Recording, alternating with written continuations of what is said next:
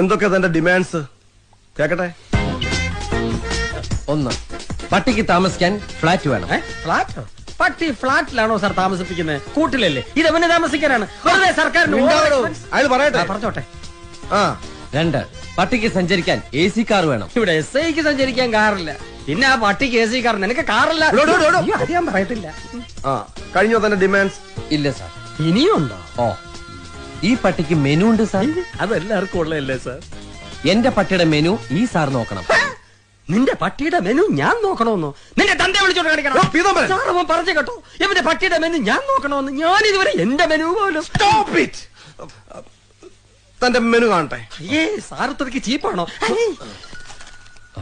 ഇതാ സാർ, മുട്ട, Horlicks, chicken, milk രാവിലെ. ഇതാണല്ലേ മെനു? അപ്പൊ ഞാൻ ഉദ്ദേശിച്ച സാധനമല്ല. ബട്ടർ, ബീഫ് ഒലത്തിയത്, ഒലത്താത്ത 2 times with bread and omelette, chicken chips.